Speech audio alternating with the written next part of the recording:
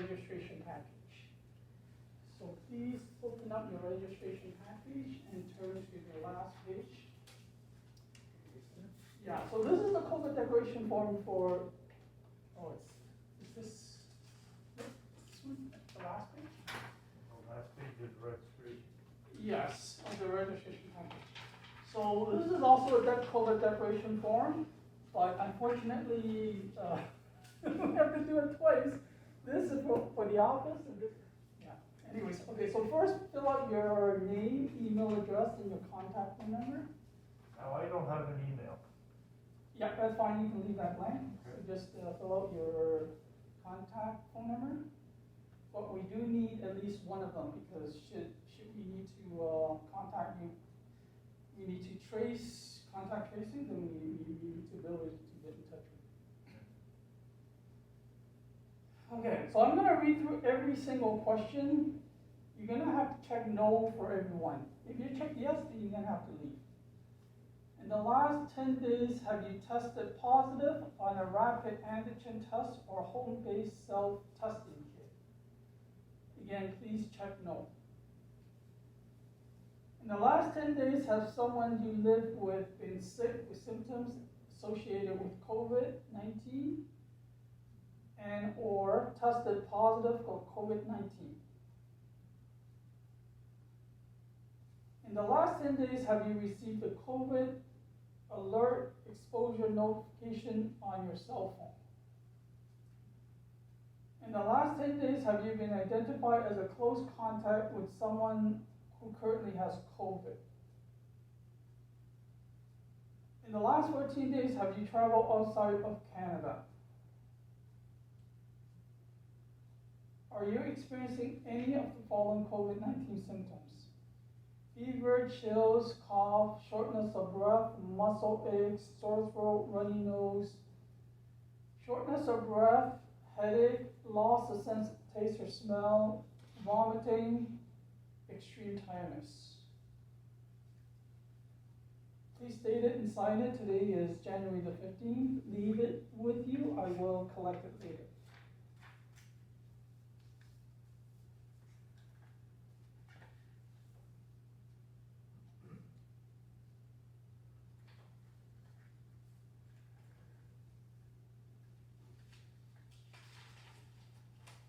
Okay, so today we're gonna try our best to stay 6 feet apart as much as possible. You're welcome to wash your hands as often as you want. The washroom, as you walk out those doors, you turn to the left, and there's a washroom, and the hand sanitizers are there and there. Now, I can't understand why the elementary kids will get a rapid test kit, but he won't. Because he goes to secondary, they're not going to get it. That's Okay, my I didn't problem. even know that. I just assumed, I read in the news that they say every student is going to bring home 2 rapid antigen tests. I assume students, meaning it covers all students. No, Does it even cover high school? no. Really? And they won't, like, they have this 30% thing they've come up with. Now, if they find 30% of kids affected with it, they'll shut the school, either shut the school down or go back to at home learning. 30, I have, my niece is a teacher, my stepdaughter's a teacher, I have 2 retired teachers in my family, and they're going, wow. So here's my question. As a teacher, I think you have a lot of power. Why don't the teachers, and maybe they are doing it, I don't know, but why don't they voice their opinion? This is just not safe. Well, they are, but the government won't listen to them. Okay. And that's my worry too, because I'm in contact with this school every day, twice a day. Like if it's getting to that point where I'm gonna have to refuse to go. I feel safer than in the classroom. Makes sense. Yeah. Yeah, so I guess everybody has to start work on Monday. We'll see what happens. Oh, it's gonna, well, with the snowstorm that's coming, it's gonna be a mess. It is a mess. Another situation is they don't understand English. So you walk up to somebody and maybe they don't understand English, or maybe they can't hear you, they're deaf, or maybe they can't talk. Okay. Do we have implied consent? Okay, so the answer is actually no. No? No. Why? So we're going to try our best to convey what we're trying to do. Okay, so we're going to use sign language, gesture. We still must get either a thumbs up or not like this. Okay, so you still try your best. Another situation is, let's just say you find somebody on the ground and you're about to help them. All of a sudden, the family members stop. No, don't touch him, stop it. Should you help him in that situation? If the parents are there? Let's just say this person is an adult. So you have an adult, he's unconscious, right? So you're about to help him, and all of a sudden their relatives, maybe their brother, maybe even their best friend, stop, don't help him. Should you help him? No. In that case, I say, I say I get consent from the person that's on the ground. Oh, okay, see, I see your point. Okay, absolutely, thank you for that. So, I agree with both of you, okay? I agree with both of you. And the reason why I say I agree with both of you is because I totally leave it up to you. Every situation is different. Bottom line is this. Know that what Gary said is absolutely true. First of all, know that it's not the wish of the family. Okay? The family can wish he died. It's not their wish. It's his wish. Yes.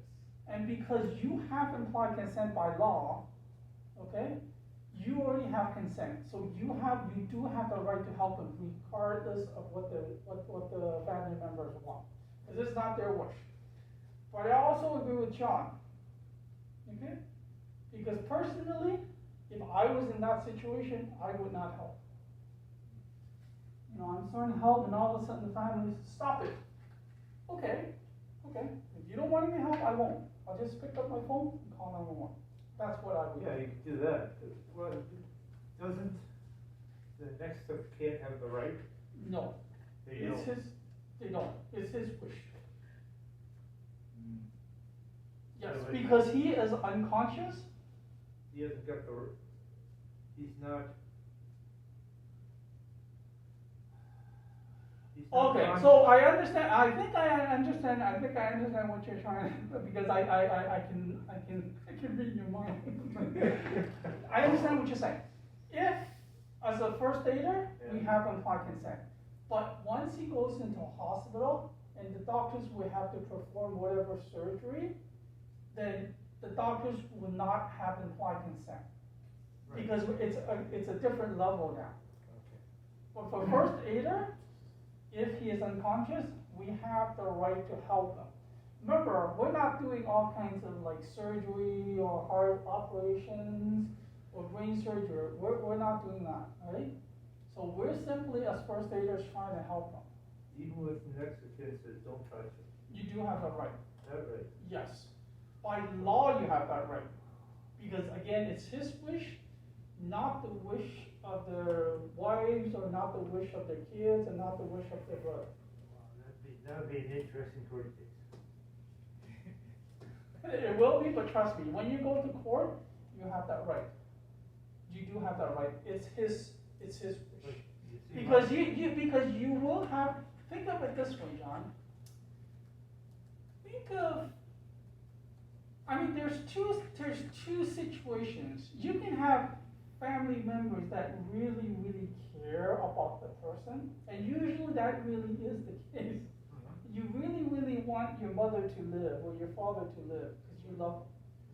But think of another situation where you have the kids where the father's got a lot of money in the bank That's it. and they just want the money. Yeah. I was thinking that exact same thing. Yes, you will have that situation, right? Oh, yes. And this is the good opportunity, That's right? That's Don't correct. say mom, don't say mom, no, this is a good opportunity. Yes, so that is why by law, it's his wish. He wants to live. It's not up to the family members to determine that. Right? Okay. But when you get to the hospital, I totally understand. I'm not a doctor, I'm not telling you what happens in a hospital. As a first aid instructor, I'm just telling you what happens. When you're on the street, you do have that right implied consent. Okay. Oh, I agree. No, I see your point, I see You your see point, my point? especially the money and the. Yeah, you Yeah. will be put in a situation where people would, oh, this is my good opportunity. Don't touch him, don't Yeah. touch him. Yeah. And it's not their wish, it's his wish. He wants to live. Okay, so that's Okay. why. All right. With that said, I also